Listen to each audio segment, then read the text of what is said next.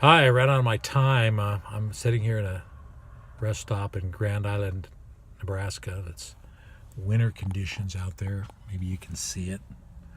Snowing, 20, 30-mile-an-hour winds coming out of the north. It's 20 degrees. It's going to get down in the teens, maybe as low as 8 degrees tonight. In April the 6th, no less. It's hard to believe. But I wanted to add part two to my Peterbilt versus Tesla semi. Actually, it could be any major brand. There are Peterbilt, Kenworth, Freightliner, Volvo, Western Star, International, Mack, to name a few. I kind of did some research, and there are 3 million Class 8 trucks in the United States right now, and about 250,000 are purchased every year, and about 37% of those are Freightliners. So if Tesla were to produce, let's say, it would be a miracle if they could, but let's say they could produce 100,000 units a year, and they're the only ones doing electric vehicles, for example, electric semis. It would take them 30 years to replace the fleet, but they wouldn't be able to do it in 30 years because people, the big corporations, Swift and people like that, replace their vehicles after the warranty expires or close to it. So team drivers, then that's most what they have, is they replace the vehicle every 4 years, because the team drivers usually drive 250,000, maybe more, miles a year. Solo drivers, 150, 180, depending on the solo driver. And another thing about, I wish I did have an electric vehicle. I wish there were the infrastructure to charge, but you can go any highway that a truck travels on, you can find a truck stop. And they have 3. Truck stop I stop in Illinois has 3 bays, and they can have as many as 15. And there might be nobody there. And again, there could be the whole thing full and trucks behind them. You see that all the time, waiting in line, especially at Love's or Pilot or Flying J or the major truck stops. I try to avoid them because I'm an owner-operator. I have to pay for my own fuel. And so I go to Quick Trip, Shamrock, BP, and once a week I go to Love's and get my 50 plus gallons of fuel so I can get a shower. But it's very important that as an owner-operator you watch every penny. And I was mentioning that the wind is 20 to 30 miles out of the north. That greatly affects range. It doesn't matter if you're an electric car, electric semi, or a diesel. It affects the range tremendously. I would say 20 to 30%. Yeah, my fuel economy, the last time I filled up, which was this morning, was 5.9, and usually I get 6.4. But it's going to be worse here because it seems like wherever I'm going, whether it be Denver or Chicago, the wind is in my face. I've always got a freaking headwind. I don't know how that happens.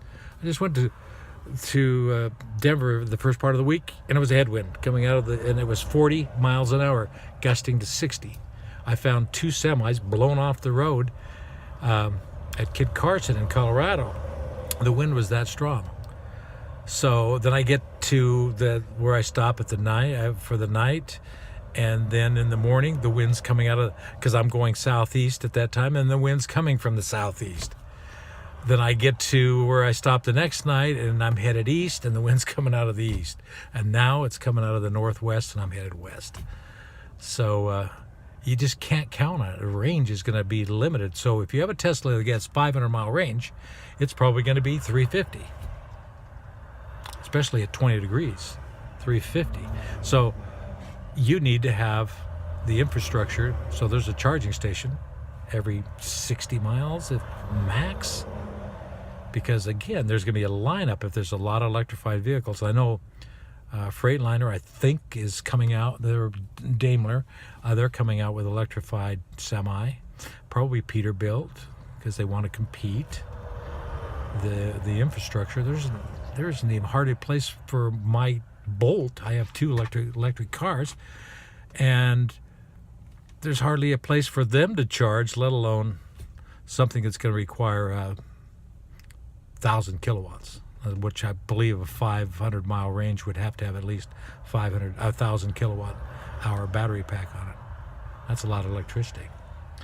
So I am thinking that I'd love to have electrified, because I love my Bolt, and it is so nice. Once you get an electric vehicle, it's really hard to drive a gas or diesel vehicle. And I have a lot, and I had everything I had before the electric vehicle, which is diesel.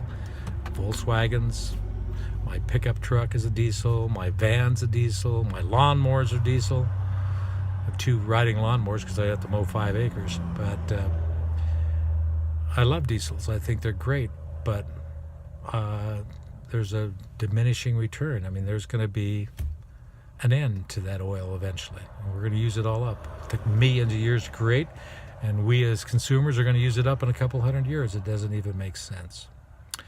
So that is my report on the Tesla. I just hope that they realize that 500-mile range in the winter could be 300 miles. And the 300-mile range would probably be 150 in the winter, because those winds really affect you, and the temperature, the winds, the temperature, and the terrain all affect diesels, and they will affect, obviously, the electric too. Thank you, and I wish Tesla luck. And everybody can tweet Tesla.